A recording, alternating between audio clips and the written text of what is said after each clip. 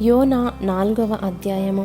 యోనా దీని చూచి బహు చింతాక్రాంతుడై కోపగించుకొని, యెహోవా, నేను నా దేశమందుండగా ఇట్లు జరుగునని నేననుకొంటిని గదా. అందువలననే నీవు కటాక్షమును జాలియును బహుశాంతమును అత్యంత కృపయు గల దేవుడవయుండి పశ్చాత్తాపపడి కీడు చేయక మానుదువని నేను తెలుసుకొని దానికి ముందుగానే తర్షీషునకు పారిపోతిని. నేనిక బ్రతుకుట కంటే చచ్చుట మేలు. యెహోవా, నన్నిక బ్రతుకనీయక చంపుమని యెహోవాకు మనవి చేసెను. అందుకు యెహోవా, నీవు కోపించుట న్యాయమా అని అడిగెను.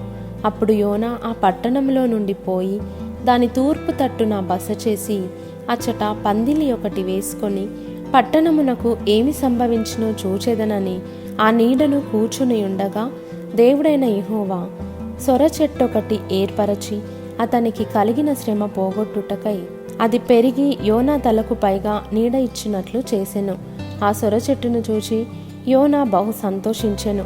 మరుసటి ఉదయమందు దేవుడు ఒక పురుగును ఏర్పరచగా అది ఆ చెట్టును తొలిచినందున చెట్టు వాడిపోయెను.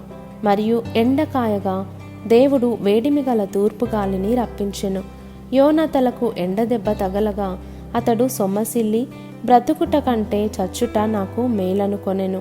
అప్పుడు దేవుడు, ఈ సొర చెట్టును గురించి నీవు కోపించుట న్యాయమా అని యోనాను అడుగగా, యోనా ప్రాణము పోవునంతగా కోపించుట న్యాయమే అనెను. అందుకు యెహోవా, నీవు కష్టపడకుండాను పెంచకుండాను ఒక రాత్రిలోనే పుట్టి పెరిగి ఒక రాత్రిలోగానే వాడిపోయిన ఈ సొర చెట్టు విషయంలో నీవు విచారపడుచున్నావే. అయితే 120,000 కంటే ఎక్కువై కుడి ఎడమలు ఎరుగని జనమును బహు పశువులను గల నినెవే మహాపురము విషయములో నేను విచారపడవద్దా అని యోనాతో సెలవిచ్చెను.